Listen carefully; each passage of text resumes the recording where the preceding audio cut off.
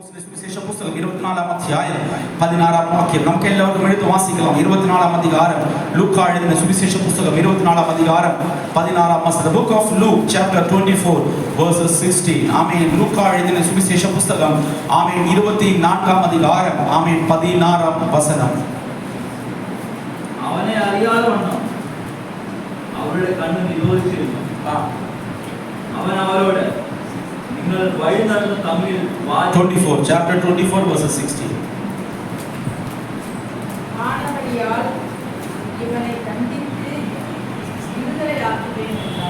லூக்கா எழுதின சுவிசேஷ புத்தகம் 24 அதிகாரம் 16 வசனம்.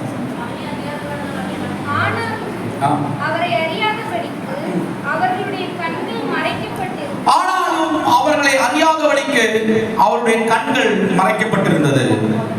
ആമേൻ. വീണ്ടും ആമേൻ വായിച്ചാട്ടെ.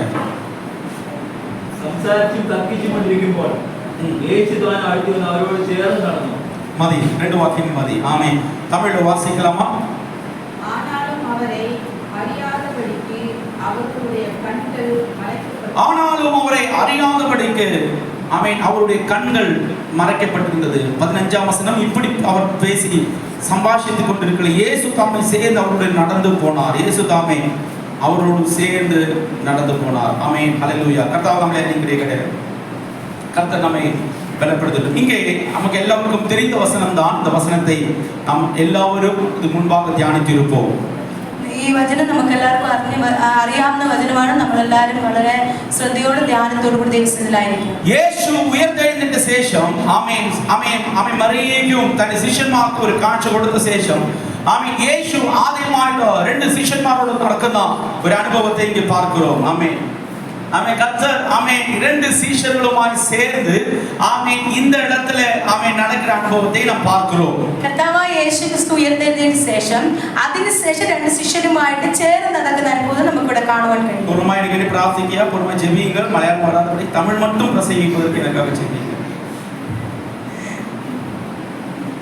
നിങ്ങൾ എല്ലാവരും എനിക്ക് വേണ്ടി പ്രാർത്ഥിക്കുക. മലയാളം വരാതെ തമിഴ് മാത്രം പറയാൻ വേണ്ടി പ്രാർത്ഥിക്കുക. ஆமென். தேவன் கர்த்தர் நம்மளை ஆமென் பலப்படுத்தட்டும். இங்க பாருங்க, அவன் இயேசு உயிர்த்தெழுந்த பிறகு இரண்டு சேஷர்களோடு இயேசு நடந்து போய் கொண்டிருக்கிறார். கர்த்தாவாയ യേശു ക്രിസ്തു ഉയർത്തെഴുന്നേറ്റ ശേഷം രണ്ട് ശിഷ്യന്മാരോട് ചേർന്ന് നടക്കുന്നു. ஆனால் கூட நடக்கிறது இயேசு என்று அறியாமல் அவரை அறியாதபடிக்கு அவருடைய கண்கள் மறைக்கப்பட்டிருந்தது.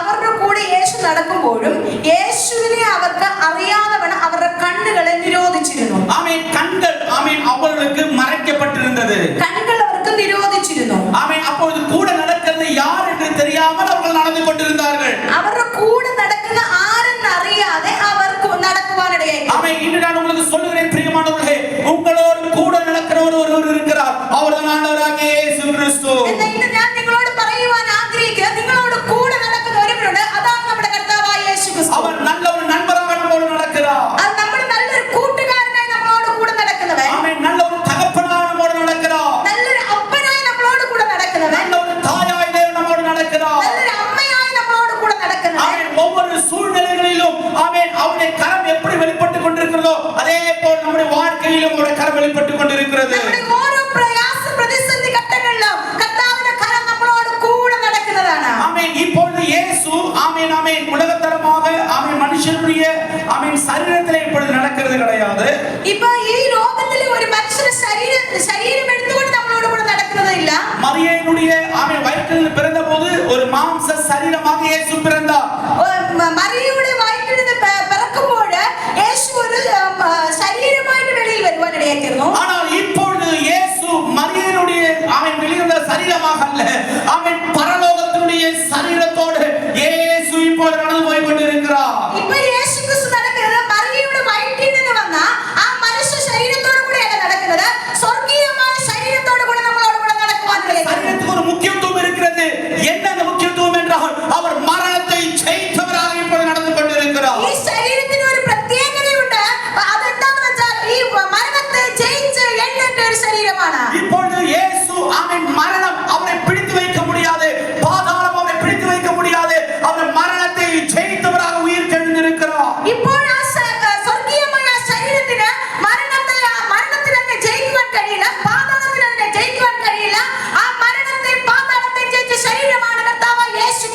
ശരീരം. നിങ്ങൾ എല്ലാവരും വിശ്വസിக்க வேண்டும் உன்னோடு கூட நடக்கிறவர் உயிர்த்தெழுந்த இயேசு என்று.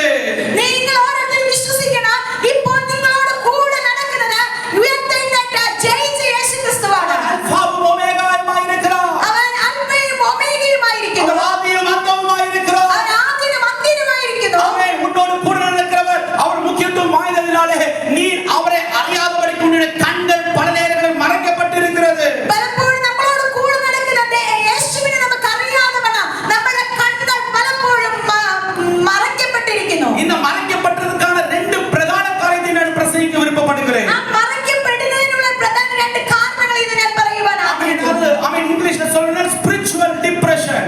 അതിനെ നമ്മൾ ഇംഗ്ലീഷിൽ പറയുന്നത് സ്പിരിച്വൽ ഡിപ്രഷൻ. அதாவது ஆமென் ஆமென் ஆவிக்குரிய வாழ்க்கையில வர்ற மன அழுத்தம். നമ്മുടെ ആത്മീയമായ ജീവിതത്തിൽ നമുക്ക് മാനസികമായ ഒരു പ്രയാസം. ஆமென். அந்த அனுபவங்கள் இருக்கிறவர்கள் இயேசுவை சரியான முறையில பார்க்க முடியாது. നമ്മുടെ ആത്മീയ ജീവിതത്തിൽ ഒരു പ്രയാസം കടന്നു വന്നാൽ യേശുവിനെ കാണേണ്ടതുപോലെ നമുക്ക് കാണുവാൻ കഴിയില്ല.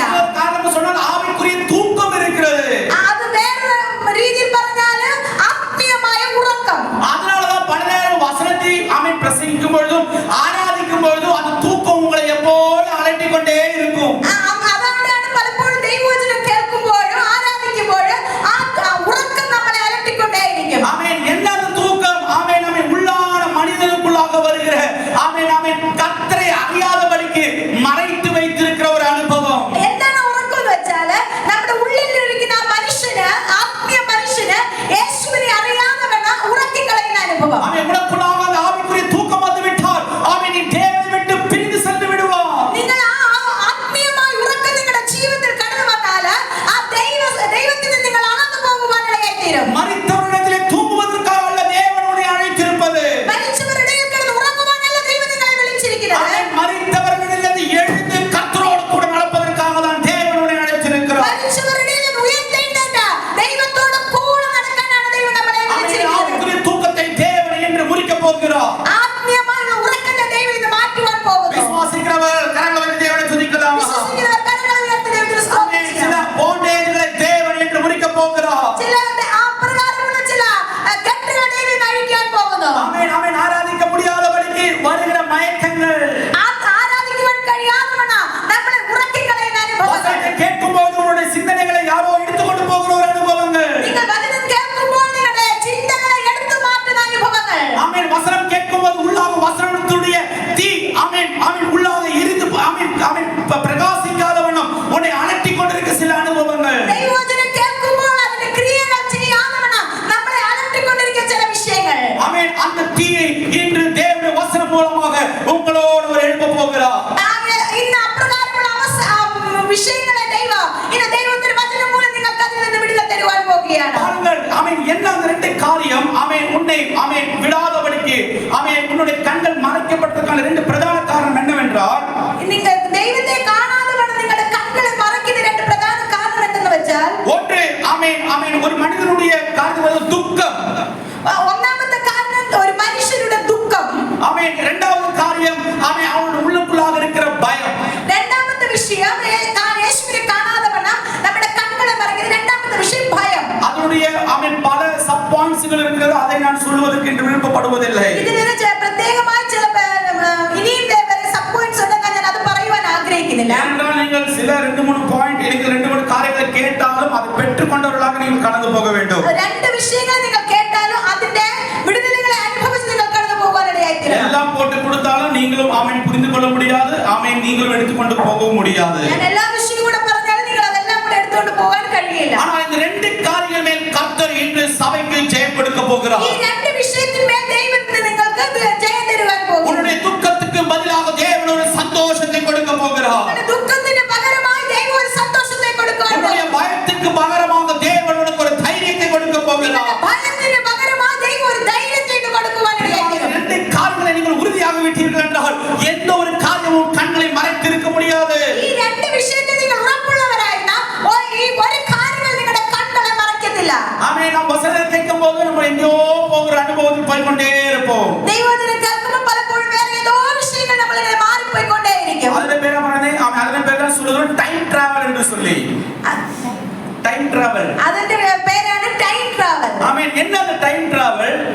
എന്താണ് ടൈം ട്രാവൽ? கடந்த நாட்களில் காலங்களில் நம்ம சென்று விடுவோம். നമ്മൾ ഇപ്പോൾ ഇരിക്കുന്നതിൽ വേറൊരു കാലത്തിലേക്ക് നമ്മൾ പോകുവാനിടയായി. ஒரு எக்ஸாம்பிள் சொல்றேன். இங்க இருந்து இந்தியாவில இருந்து நாம் ஃளைட் ஏறி அமெரிக்கா பிரதேசத்துக்கு போகும்போது ஒரு நாள் முன்பாக போய் விடுவோம். ഞാൻ ഇവിടെ നിന്ന് അമേരിക്കയ്ക്ക് ഫ്ലൈറ്റ് കയറി പോയി കഴിഞ്ഞാൽ ഒരു ദിവസം മുൻപ് അവിടെ പോകുവാനിടയായി. இப்படி எனக்கு அது பாதலுக்கு தெரியாது. ஆனால் நாங்கள் போகும்போது நான் நினைத்தேன் என்னடா இது நாளைக்கு தான் நான் போய் சேரணும். ஆனா அதே டேட்லயே போய் நான் சேர்ந்து விட்டேன். ഞാൻ ഇവിടുന്ന് പോകുമ്പോഴും എനിക്ക് നാളെയാണ് അവിടെ ചെന്ന് ചേരുന്നത്. പക്ഷേ ഞാൻ ഇവിടുന്ന് പോയി അതേ ഡേറ്റിൽ അവിടെ ചെന്ന് ചേരുവാനിടയായി. இனி ஒரு டைம் டிராவல் இருக்கிறது. நீங்க இங்க இருந்து ஈஸ்ட் டைரக்ஷன்லேக்கு போனா அடுத்த நாளுக்குள்ளாக போய் விடுவீங்க. നിങ്ങൾ ഇവിടുന്ന് വേറൊരു ടൈം ട്രാവൽ ഉണ്ട്. നമ്മൾ ഈസ്റ്റ് ഡയറക്ഷൻ നമ്മൾ പോവുകയാണ്. അടുത്ത ദിവസമേ ചെന്ന് ചേരാൻ പറ്റത്തുള്ളൂ. அதனால உங்களுடைய டைம் டிராவல் நீங்க போகிற டைரக்ஷனுக்கு ஏத்த மாதிரி இருக்கும். നിങ്ങളുടെ ടൈം ട്രാവൽ എങ്ങനെയെന്ന് വെച്ചാൽ നിങ്ങൾ പോകുന്ന ഡയറക്ഷൻ ഏற்ற പോലെ ആയിരിക്കും. நல்ல கவனமாக கேளுங்கள்.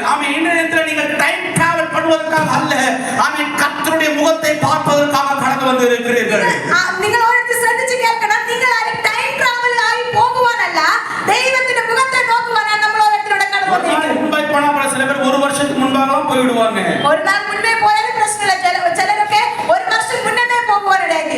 சிலரெல்லாம் 10 வருஷத்துக்கு முன்பாக போய் விடுவாங்க. ചിലരൊക്കെ 10 വർഷത്തിന് പിൻകോട്ട് പോകുവാനിടയായി. அப்புறம் பக்கத்துல தட்டி எழுப்பும்போது அம்மா ஆராதனை முடிஞ்சு வாங்க போகலாம் அப்படி சொல்லும்போது தான் எழுந்திருப்பார்கள். അങ്ങനെയുള്ളവരെ തട്ടി വിളിക്കണം. ആരാധന കഴിയുമ്പോൾ ആരാധന കഴിഞ്ഞ് പോകാന്ന് പറയേണ്ടി വരും. സ്വോത്ര കാണിക്കേ போடணும் அப்ப எழுந்திரு சொல்லும்போது எழுந்திருப்பார்கள். സ്വോത്രാഴ്ചയുടെ സമയമായി എന്ന് വിളിക്കുമ്പോഴാണ് അവർ എഴുന്നേറ്റ് സ്വോത്രാഴ്ച. ஆமென். தேவனுடைய சபை டைம் டிராவல் செய்கிற இடம் கிடையாது.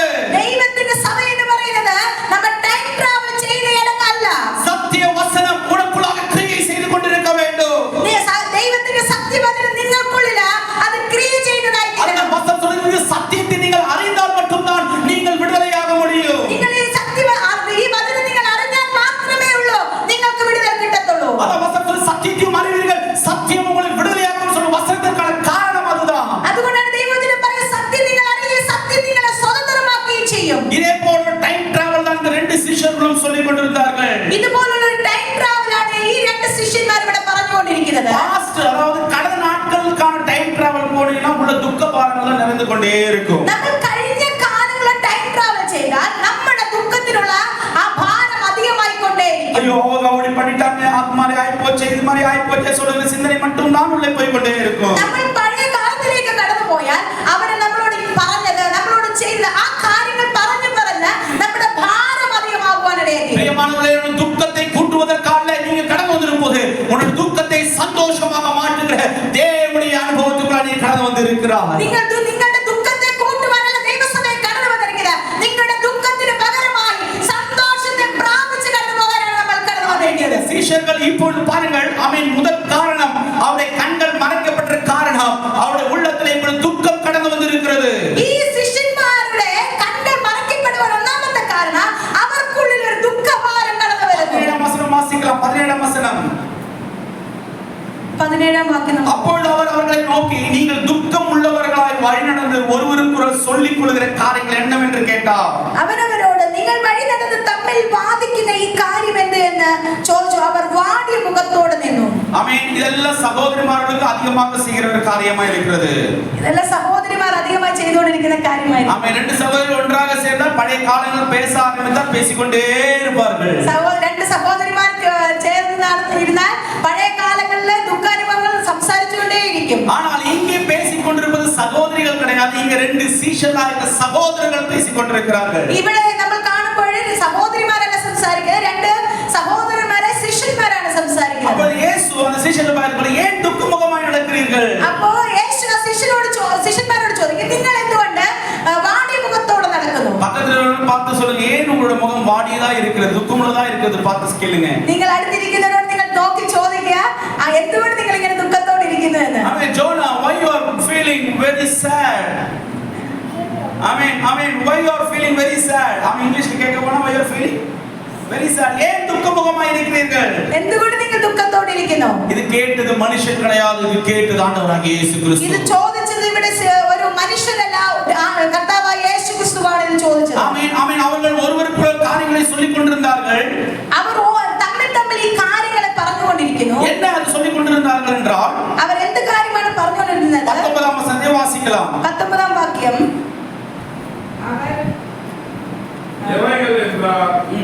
அவர்கள் நசரேயனாகிய இயேசுவை குறித்தவைகளே.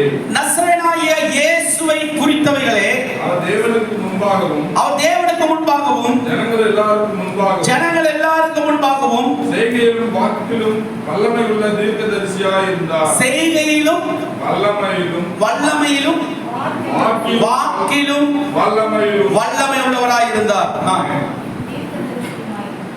அடுத்த தீர்க்கதரிசியுமாய் இருந்தார். 20ஆம் வசனம். நம்முடைய பிரதான ஆசாரியரும் அதிகாரிகளும் அவரை மரண ஆக்கினைக்கு உட்படுத்தி சிலுவையில் அறைந்தார்கள்.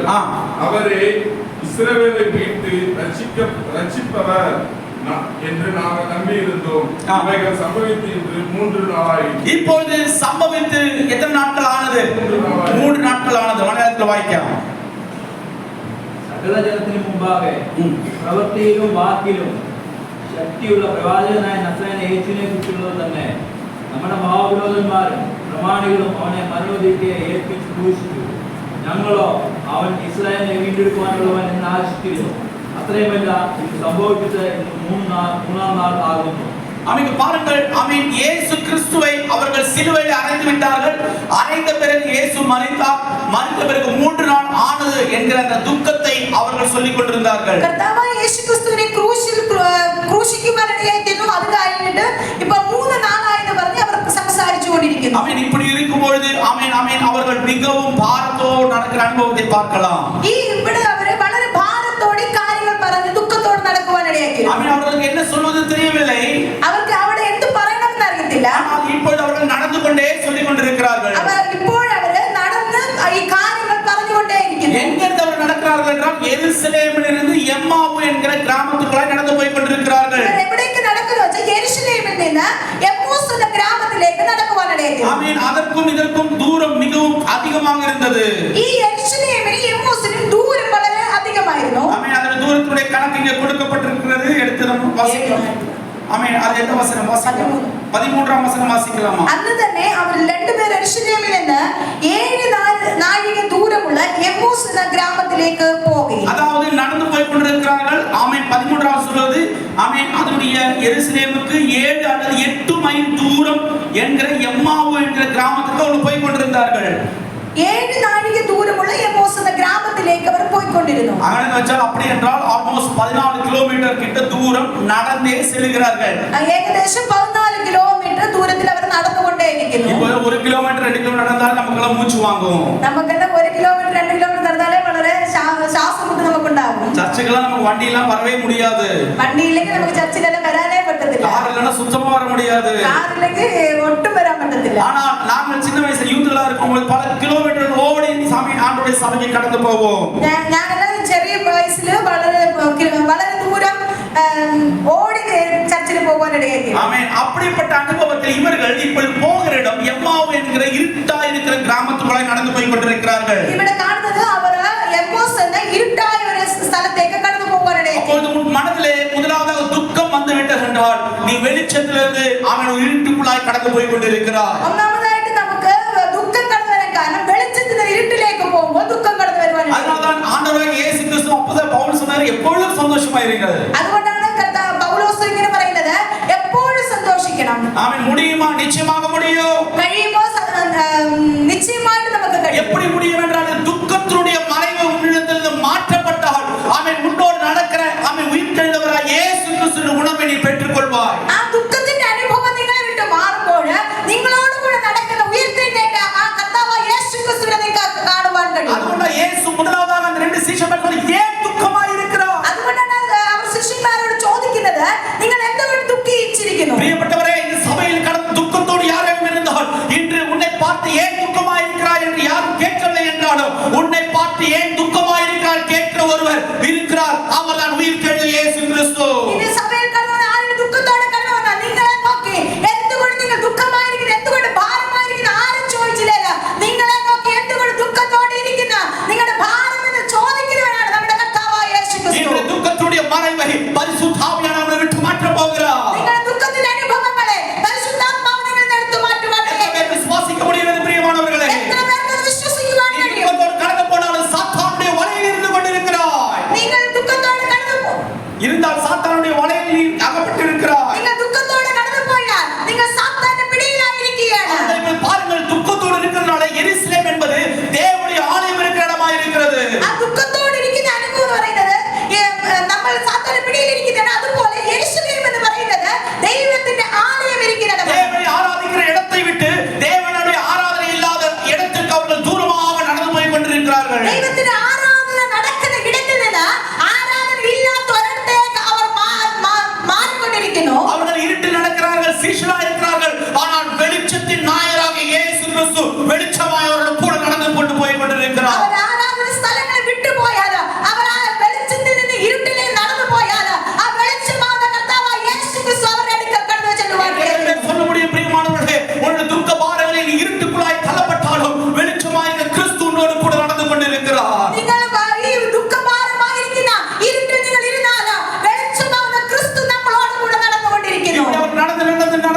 ஆமென் ஆமென் 14 கிலோமீட்டர், அதாவது 8 மைல் தூரம் நடந்து போய் விட்டார்கள். ഇവർ നടന്നത് ഒരു 14 കിലോമീറ്ററോളം 8 മൈൽ അവർ നടന്നുകൊണ്ടിരിക്കുന്നു. நீங்கள் சிந்தித்து பாருங்கள், ஆமென் 1 கிலோமீட்டர் நடக்கணும்னா எவ்வளவு நேரம் ஆகும்? നിങ്ങൾ ചിന്തിച്ചു നോക്കൂ, 1 കിലോമീറ്റർ നടക്കണമെങ്കിൽ എത്ര സമയമാകും? சொல்லுங்க பரநாட்டை எத்தனை சமயம் எடுக்கும்? 1 கிலோமீட்டர் நடந்தா 10 மினிட், 15 நிமிஷம் வச்சுக்கொள்ளுங்க. அப்ப 15 நிமிஷம் ஆமென் 1 கிலோமீட்டர் நடந்தா 15 நிமிஷம். அப்ப 8 கிலோமீட்டர் நடந்தா எத்தனை? சாரி 8 மைல், அதாவது 14 கிலோமீட்டர். ಅಯ್ಯೋ ಮ್ಯಾಕ್ಸ್ ಆರ್ಟ್ ಬರೆಯುತ್ತಿಲ್ಲ, ಇನ್ನು ಏಂಜಿಲ್ ಬಂದಿಲ್ಲ, അതുകൊണ്ടാണോ? how many hours? 4 hours. ஆமென் 4 மணிக்கூர், ஆமென் 4 மணி நேரம். சரியா? எஸ், ஆமென் ஆல்மோஸ்ட் எத்தனை மணி நேரம்? 4 மணி நேரம். ஆமென் 4 மணி நேரம் யார் நடக்கிறார்? சீஷர் நடக்கிறார். இப்ப சீஷர் கூட யார் நடக்கிறார்? ஐயோ ஆமென் നിങ്ങൾ നടന്നാലും യേശുവിനെ നമ്മൾ என்ன செய்வோம்? நடக்க விட்டுருவோம். ഇപ്പൊ നിങ്ങൾ ചിന്തിച്ചു നോക്ക്, അവര് 8 മൈൽ അവർ നടക്കുന്നു, ഏകദേശം 4 മണിക്കൂർ നടക്കുന്നു. ഈ 4 മണിക്ക് അവർ കൂടെ ആരാണ് നടക്കുന്നത്? യേശു ക്രിസ്തു. അവർ നടക്കുന്ന മാത്രമല്ല, യേശുവിനെ നടത്തിക്കൊണ്ടിരിക്കുകയാണ്. பாருங்க, இயேசுவும் பாவம் இயேசுவையும் 14 கிலோமீட்டர் நடக்க விட்டுட்டாங்க. നോക്കിക്കോ, യേശുവിനെ 14 കിലോമീറ്റർ അവർ നടത്തിക്കൊണ്ടിരിക്കുന്നു. இயேசு ஆல்ரெடி பெரிய பாரமான சிலுவை நமக்காக சுமந்து எல்லாவற்றையும் செய்து முடித்து விட்டார்.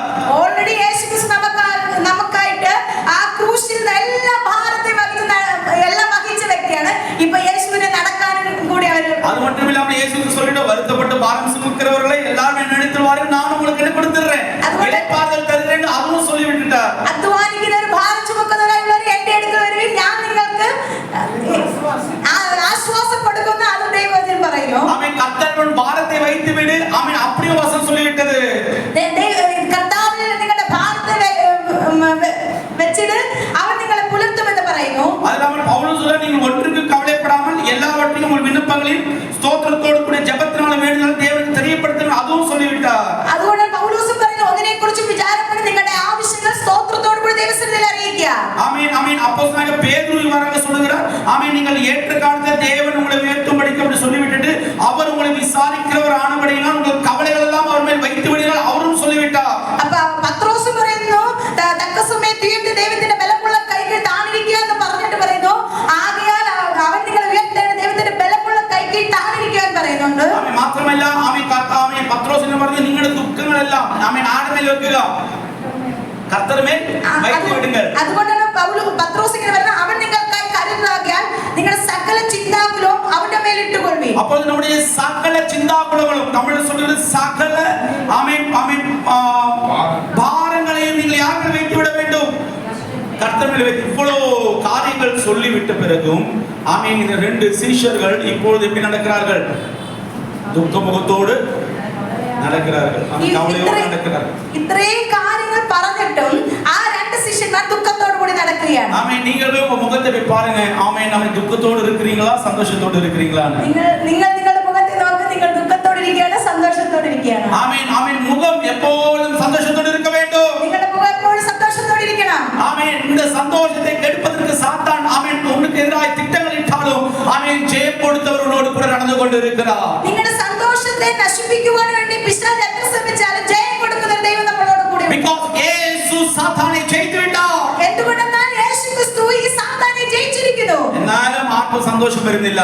ഇത്രയും പറഞ്ഞാലും ആർക്കും സന്തോഷം വരില്ല. அப்படி சொன்னாலே யாருக்கும் சந்தோஷம் வர மாட்டேங்கிறது. ഇങ്ങനെ പറഞ്ഞാലും ആർക്കും സന്തോഷം. ஐயோ உங்களோடு கூட நடக்கிறவர் சந்தோஷம் கொடுக்கிறவர். നിങ്ങളോട് കൂടെ നടക്കുന്നവൻ സന്തോഷം കൊടുക്കുന്നവനാണ്. கூட நடக்கிறவர் உங்கள் துக்க பாரங்களை மாற்றுகிறவர். നിങ്ങളോട് കൂടെ നടക്കുന്നവൻ നിങ്ങളുടെ ദുഃഖത്തിന്റെ ഭാരം മാറ്റുന്നവനാണ്. கர்த்தருடைய ஆவியானவர் நடத்தப்பட்டீர்கள் என்றால் நீங்கள் எல்லாம் அவருடைய பிள்ளைகளாய் இருக்கிறீர்கள். ദൈവത്തിന്റെ ആത്മാവിനാൽ നിങ്ങൾ നടത്തപ്പെടുന്നുവെങ്കിൽ നിങ്ങൾ ദൈവത്തിന്റെ മക്കളായിരിക്കുന്നു. அதனால் தகப்பட்ட பிள்ளையை கைவிட மாட்டார் பிரியமானவர்களே. അതുകൊണ്ടാണ് ഒരു അപ്പൻ തന്റെ മക്കളെ കൈവിടത്തില്ല. நீங்க அவன் முகத்திலே துக்கபாரம் இதயத்தில் வந்தால் அவன் இயேசுவை காணாதபடிக்கு அது உன்னை மறைத்து விடும். നിങ്ങൾക്ക് ഈ ദുഃഖഭാരം നിങ്ങൾക്കുള്ളിൽ കടന്നു വന്നാൽ യേശുവിനെ കാണാதவனா ആ ദുഃഖഭാരം നിങ്ങളെ മറയ്ക്കുവാനിടയായി തീരും. ஆமென். இப்படி அவர்கள் போய் கொண்டிருக்கும் பொழுது ஆமென் அவர் எம்மாவுடைய கிராமத்துக்கு வந்துடுறாங்க. வந்த பிறகு அவர்கள் கேட்கிறாங்க, ஆமென் இயேசுவே எங்களோடு கூட தங்கும் என்று கேட்கிறார்கள். ഇങ്ങനെ അവർ ദുഃഖഭാരത്തോട് കടന്നു വന്നുകൊണ്ടിരിക്കുമ്പോൾ എമ്മോസ് എന്ന ഗ്രാമത്തിൽ എത്തിച്ചേർന്നു. അതിനുശേഷം അവർ യേശുവിനോട് പറയാൻ, ഞങ്ങളോട് കൂടെ താമസിക്കാം, ஆமென் எங்களோடு கூட தங்கும் என்று சொல்லிவிட்டு ഞങ്ങളോട് കൂടെ താമസിക്കാം എന്ന് പറഞ്ഞ சொன்னார்கள். അവർ പറയുന്നത് ഞങ്ങൾ നേരം വൈകി അസ്തമിക്കാറായിരുന്നു എന്ന് പറഞ്ഞ് അവരെ നിർമ്മിച്ച് അവരോട് കൂടെ പാർപ്പാൻ ചെന്ന് അവരുമായി ഭക്ഷണത്തിൽ ഇരുന്ന് 30 வசனம் வாசிக்கலாமா? அவர்களோடு அவர் பந்தியிருக்கையில் அவர்களோடு அவர் பந்தி இருக்கையில் அவர் அப்பத்தை எடுத்து ஆசீர்வதித்து அதை பிட்டு அவர்களுக்கு கொடுத்தார். அப்பொழுது அவருடைய கண்கள் திறக்கப்பட்டு அவரை அறிந்தார்கள். உடனே அவர்களுக்கு மறைந்து போனார். ஹல்லேலூயா. வசனம் வாசிக்கலாம். അവരുമായി ഭക്ഷണത്തിൽ ഇരിക്കുമ്പോൾ അവൻ അപ്പമെടുത്ത് അനുഗ്രഹിച്ചു നുറുക്കി അവർക്ക് കൊടുത്തു. ഉടനെ അവരുടെ കണ്ണ് തുറന്ന് അവർ അവനെ അറിഞ്ഞ് അവൻ അവർക്ക് അപ്രത്യക്ഷമായി. അവരുടെ ദുഃഖത്തിനാലെ അവരുടെ ജീവൻ മറന്നു പോണ പൊഴുது അവരുടെ ദുഃഖത്തിനാലെ അവരുടെ ജീവൻ മറഞ്ഞു പോയപ്പോൾ ആമേൻ ജീവനുള്ള ക്രിസ്തു ആമേൻ ജീവന്റെ അപ്പമായി ആമേൻ அந்த அப்பத்தை எடுத்து அவர்களுக்கு கொடுத்த பொழுது அவருடைய கண்கள் திறக்கப்பட்டது. பிரியமானவர்களே, ജീവന്റെ അപ്പമായിരിക്കുന്ന യേശു ക്രിസ്തു അപ്പത്തെ അവർക്ക് കൊടുക്കുമ്പോൾ അവർ കണ്ണുകൾ തുറക്കുവാനിടയായി. കാരണം என்ன? ஆமென் கர்த்தர் கூட நடக்கும் பொழுது அவருடைய கண்களை திறக்கும்படியாக ஆமென் தேவனுடைய வசனத்தை அவர்களாக பேசிக் கொண்டிருந்தார். അവർ കൂടെ നടക്കുമ്പോൾ യേശു ക്രിസ്തു അവർക്ക് കണ്ണുകൾ തുറക്കത്തക്കവണ്ണം ഈ വചനങ്ങളെ അവരോട് സംസാരിച്ചു കൊണ്ടിരുന്നു. അപ്പോൾ அந்த துக்கபாரங்கள் மாறும்படியாக ஆண்டவர் பேசி நடந்த பிறகு அவர்களிடத்தை வீட்டில் சென்று ஒரு அப்பத்தை பிட்டு அவர்களுக்கு கொடுக்கிறார். അവർ യേശു ക്രിസ്തു അവരോട് ചേർന്നാണ് സംസാരിച്ചുകൊണ്ട് നടന്ന് അവർ ആ ഭവനത്തിൽ ചെല്ലുമ്പോൾ അപ്പം എടുത്ത് നുറുക്കി അവർക്ക് കൊടുക്കുവാനിടയായി. ആമേൻ. அந்த அப்பம் அவர்களுக்குள்ளாய் கடந்து போன பொழுது அவருடைய துக்கம் அவர்களுக்கு மாறி அவருடைய கண்கள் திறக்கப்பட்டது. ആ അപ്പം അവർക്കുള്ളിൽ കടന്നു ചെന്നപ്പോൾ അവരുടെ ദുഃഖം മാറി അവരുടെ കണ്ണുകൾ തുറക്കുവാനിടയായി. நான் சொல்லட்டுமா? நீ துக்கமாய் இருக்கும் பொழுது உனக்காக ஆண்டவருடைய வசனம் உனக்குள்ளாய் கடந்து போகும் பொழுது ஆமென் உன் கண்கள் திறக்கப்படும். பிரியமானவர்களே, നിങ്ങൾ ദുഃഖമായി ഇരിക്കുമ്പോൾ ഈ കർത്താവ് യേശു ക്രിസ്തു നമുക്ക് കൊടുത്തിരിക്കുന്ന വചനങ്ങൾ നിങ്ങൾക്കുള്ളിൽ കടന്നു ചെല്ലുമ്പോൾ നിങ്ങളുടെ ദുഃഖഭാരങ്ങൾ മാറുവാനിടയായി. அது உங்களுக்கு தெரியுமா தெரியாதுன்னு தெரியாது. ஆனால் சாத்தானுக்கு நன்றாக தெரியும் இந்த வசனம் உனக்குள்ளாய் போகக்கூடாது என்று சொல்லிதான் உன்னை பல சிந்தனைகளை கொண்டு துக்கங்களை கொண்டு உன்னை அதிலிருந்து மாற்றி போய் கொண்டே இருக்கிறான். നിങ്ങൾക്കത് അറിയാമോ അറിയില്ലെങ്കിലും എനിക്കറിയത്തില്ല. എന്നാൽ പലപ്പോഴും പിശാചിനെ നന്നായിട്ട് അറിയാം. അതുകൊണ്ടാണ് ഈ വചനം നിങ്ങൾക്കുള്ളിൽ കടക്കാതെ വേണം നിങ്ങളെ ഈ വചനത്തിൽ നിന്ന് മാറ്റിക്കളയുന്നത്. வசனம் ஜீவன் கொடுக்கிறதா இருக்கிறது. ഈ വചനം ജീവൻ കൊടുക്കുന്നതാണ്. துக்கத்தை மாற்றுகிறதா இருக்கிறது. ഈ വചനം നിങ്ങളുടെ ദുഃഖത്തെ മാറ്റുന്നതാണ്. ஆமென். முதலாவது வசனம் இருந்தது, ஆதியில் தேவனுடைய வார்த்தை இருந்தது. அந்த வார்த்தை தான் இயேசுவாக நமக்காய் கடந்து வந்தது. பிரியமானவர்களே, ഈ വചനം ജീവനായിരുന്ന ഈ വചനത്തിലൂടെയാണ് യേശു ക്രിസ്തു ഭൂമിയിൽ കടന്നു വന്നത്. ஆமென். அப்படிப்பட்ட வசனத்தை நீங்கள் பெற்றுக் கொண்டிருக்கும் பொழுது நீங்கள் ஏன் துக்கபாரத்தோடு நடக்க வேண்டும்? അപ്രകാരം ജീവൻ കൊടുക്കുന്ന വചനം നിങ്ങളുടെ കയ്യിൽ ഇരിക്കുമ്പോൾ നിങ്ങൾ എന്തുകൊണ്ട് ദുഃഖഭാരത്തോടെ ഇരിക്കുന്നു? ஏன் உங்களுடைய கண்கள் மறைக்கப்பட்டிருக்க வேண்டும்? പിന്നെ എന്തിനാണ് നിങ്ങളുടെ കണ്ണുകൾ മറയ്ക്കപ്പെടുന്നത്? ஆமென். நீங்கள் ஜெபிக்க முடியுமா? ஆண்டவரே, ஆமென், இந்த இயேசு கிறிஸ்து கொடுத்த அதே அப்பம் போல் இந்த வசனத்தை நான் உட்கொள்வதற்கு நான் விருப்பப்படுகிறேன் அப்பா. ഈ യേശു ക്രിസ്തുവിന്റെ വചനത്തെ ഞാൻ പ്രാപിക്കുവാൻ ഞാൻ ആഗ്രഹിക്കുന്നു പറയുവാൻ കഴിയുമോ? ஆமென். இந்த வசனம் உங்களுக்கு கடந்து போனால் திறக்கப்படாத கண்கள் திறக்கப்படும். ഈ വചനം നിങ്ങൾക്കുള്ളിൽ കടന്നുപോയാൽ തുറക്കാത്ത കണ്ണുകൾ തുറക്കുവാനിടയായി. ஆமென். இந்த வசனம் உங்களுக்கு கடந்து போனால் ஆமென் மாறாத துக்கம் உங்களை விட்டு மாறி போகும். ഈ വചനം നിങ്ങൾക്കുള്ളിൽ കടന്നു ചെന്നാൽ മാറാത്ത ദുഃഖങ്ങൾ നിങ്ങളെ വിട്ട് മാറുവാനിടയായി. இது மனுஷனுடைய சிந்தனையில் எழுதப்பட்டதல்ல. ஆமென். பரலோகத்தின் தேவனுடைய கரங்களில் நாம் பெற்றுக்கொண்டதாக இருக்கிறது. ഇത് ഒരു മനുഷ്യന്റെ ചിന്ത കൊണ്ട് അവരുടെ കഴിവുകൊണ്ട് എഴുതിയതല്ല. സ്വർഗ്ഗത്തിൽ നമുക്കായി വന്ന ദൈവവചനമാണ്. இது பரிசுத்த ஆவியானவரால் நாம் பெற்றுக்கொண்டிருக்கிற வசனமாக இருக்கிறது. ഇത് പരിശുദ്ധാത്മാവിനാൽ നമ്മൾ പ്രാപിക്കുന്ന ഒരു വചനമാണിത്. ஆமென். அப்படி நீங்கள் வசனத்தை வாசிக்கும் பொழுது நீங்கள் நன்றாக புரிந்து கொள்ள வேண்டும். நான் வாசிக்கிற வசனம் பரலோகத்தினுடைய அப்பமாக இருக்கிறது. നിങ്ങൾ ഈ ദൈവവചനം വായിക്കുമ്പോൾ എപ്പോഴും നിങ്ങൾ അത് ചിന്തിക്കുവാനിടയാക്കണം. ഇത് സ്വർഗ്ഗത്തിൽ നിന്ന് എനിക്ക് വേണ്ടി കൊടുത്ത വചനമാണ്. நீ மகிமையை விட்டு தூரம் போகும் பொழுது மகிமை உள்ள வசனம் உனக்குள்ளாய் கடந்து வந்தால் உன்னை மகிமைக்குள்ளாக அது கடத்திவிடும். பிரியமானவர்களே, നിങ്ങൾ ഈ മഹിമയിൽ നിന്ന് കടന്നു മഹത്വത്തിൽ നിന്ന് മാറിപ്പോയാൽ ആ മഹത്വമാവുന്ന ക്രിസ്തുവിന്റെ വചനം നമുക്കുള്ളിൽ കടന്നു വരുമ്പോൾ നമ്മൾ പിന്നെ ആ മഹത്വത്തിൽ ഇരിക്കുവാനിടയായി. இஸ்ரவேல் ஜனங்கள் வனாந்திரத்தில் நடக்கும் பொழுது தேவன் அவர்களுக்கு மன்னா என்ற அப்பத்தையும் கொடுத்தார். ஆமென். அவரை நடத்துவதற்காக மேகத்தையும் தேவன் கொடுத்தார். ആ ഇസ്രായേൽ ജനം മരുഭൂമിയിൽ കൂടി കടന്നു വരുമ്പോൾ അവർക്ക് വചനമാകുന്ന മന്ന അവർക്ക് കൊടുത്ത് അതുപോലെ മേഘസ്തംഭമായി കൂടെ ഇരുന്ന് எத்தனை பேர் விசுவாசிக்க முடியும்? என்னோடு கூட ஒரு மகிமையினுடைய மேகம் எனக்காய் கடந்து வந்து கொண்டிருக்கிறது. നിങ്ങൾക്ക് എത്ര പേർക്ക് വിശ്വസിക്കുവാൻ കഴിയും? ഒരു മഹത്വത്തിന്റെ മേഘം എന്നോട് കൂടെ நீ നടന്നുകൊണ്ടിരിക്കുന്നു. வனாந்திரத்திலே நடந்தாலும் உனக்காக ஆண்டவராகிய இயேசு கிறிஸ்துவின் மன்னா உனக்காய் வந்து கொண்டிருக்கிறது. നിങ്ങൾ മരുഭൂമിയുടെ അനുഭവത്തിൽ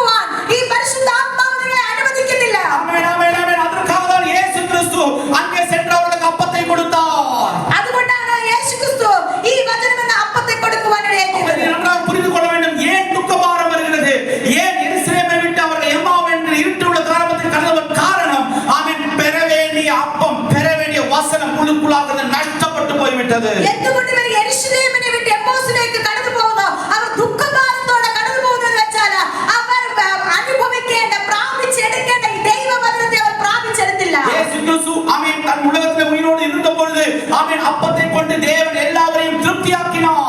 ഈ ഭൂമിയിൽ ഇരിക്കുമ്പോൾ യേശു ക്രിസ്തു അപ്പം കൊടുത്ത് എല്ലാവർക്കും തൃപ്തി அந்த அப்பம் என்ன காட்டுகிறது தெரியுமா? ஆமென் நான் தான் ஜீவனுள்ள ஆமென் அப்பமா இருக்கிறேன் என்கிற அடையாளத்தை காட்டுகிறது. ആ അപ്പം എന്തിനെ കാണിക്കുന്നറിയാമോ? ഞാൻ ജീവന്റെ അപ്പം എന്ന ആ വാക്യത്തെ കാണിക്കുന്നു. இப்பொழுது அனுபவிக்கிற புதிய ஏற்பாட்டினுடைய புதிய உடன்படிக்கைக்குள்ளே கடந்த சபையே உன்னை பார்த்து நான் சொல்லட்டுமா? ஆமென் அந்த புதிய அப்பம் வேற யாரும் கிடையாது. நமக்காக இயேசு கிறிஸ்து கொடுத்த தேவனுடைய வசனம் தான்.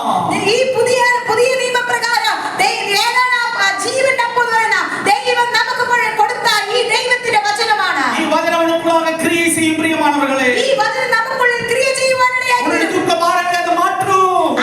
ആ ക്രിയ ചെയ്യുമ്പോൾ നമ്മുടെ ദുഃഖ ഭാരങ്ങൾ മാറിപ്പോകും. உன்னுடைய கண்கள் இயேசுவை காணாதவனுக்கு மறைத்திருக்கிற அனுபவத்தை இந்த வசனம் உன்னை விட்டு மாற்றும். ഈ ദൈവവചനം നമുക്കുള്ളിൽ ക്രിയ ചെയ്യുമ്പോൾ യേശു ക്രിസ്തുവിനെ കാണാதவனா മറക്കുന്ന അനുഭവങ്ങൾ നമ്മളെ വിട്ട് മാറുവാനിടയായി. விசுவாசத்தில் ஆமென் சொல்ல முடியும். എത്ര പേർക്ക് വിശ്വാസത്തോടെ ആമേൻ പറയുവാൻ? ஆமென் துக்க பாரத்தினுடைய முதல் பங்கை தேவன் உன்னை விட்டு மாற்றப் போகிறார். ആ ദുഃഖ ഭാരത്തിന്റെ ആദ്യത്തെ അനുഭവം ദൈവം നിങ്ങളെ വിട്ട് മാറ്റും. ஒரு மகிமையுடைய மேகம் உன்னை நிரப்பப் போகிறது. ഒരു മഹത്വത്തിന്റെ മേഘം നിങ്ങളെ മറയ്ക്കുവാൻ പോകുന്നു. விசுவாசிக்கிறவர் ஆமென் പറഞ്ഞാട്ടെ. വിശ്വസിക്കുന്നവർ ആമേൻ പറയുക. ஆமென் ஒரு மகிமையுள்ள மேகம் உனக்குள்ளாய் கடந்து வரப் போகிறது.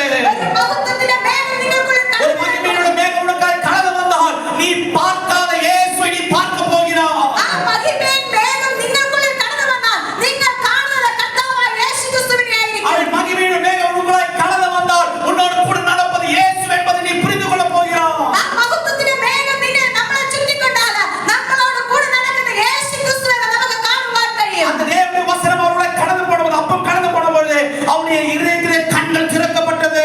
ആ അപ്പം അവർക്കുള്ളിൽ കടന്നു ചെന്നപ്പോൾ അവരുടെ ഹൃദയ കണ്ണുകൾ തുറക്കുവാനിടയായി തീർന്നു. ஆமென் இந்த வசனம் சொல்லுகிறோம். ஆமென் அடுத்த 32ஆம் வசனம் அவர்கள் திரும்பவும் சொல்லுகிறார்கள்.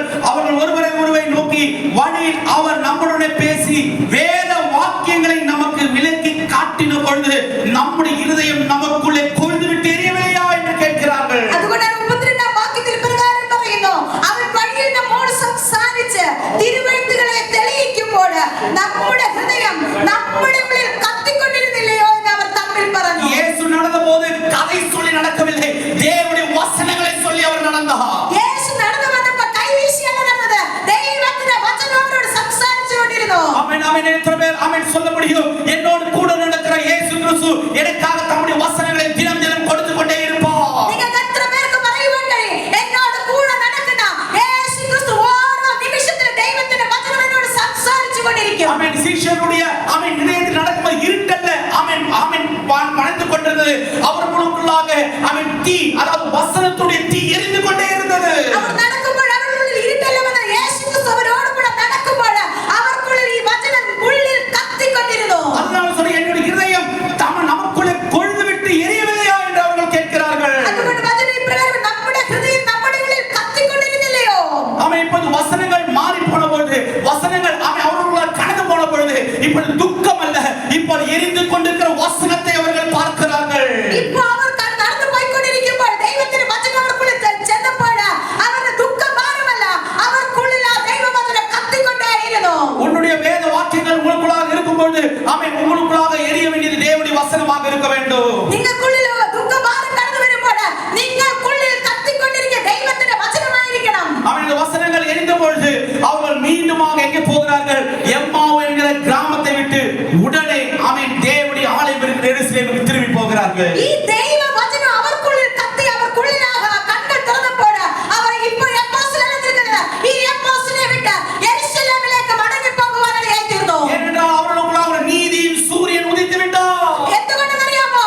നീതി സൂര്യൻ അവർക്കുള്ളിൽ ഉദിക്കുവാനിടയായി തീർന്നു. அவர்களுக்காக நீதியுடைய தேவன் அவர்களுக்காக கடந்து வந்து விட்டார். അവർക്കുള്ളിൽ ആ നീതിയുടെ ദൈവം അവർക്കുള്ളിൽ കടന്നു വരുവാനിടയായി തീർന്നു. சொல்ல முடியுமா? எனக்குள்ளாக இருக்கிறவர் நீதி உள்ள தேவனாக இருக்கிறார். നിങ്ങൾക്ക് ഓരോരുത്തർക്കും പറയുവാൻ കഴിയും, എനിക്കുള്ളിൽ ഇരിക്കുന്നത് നീതി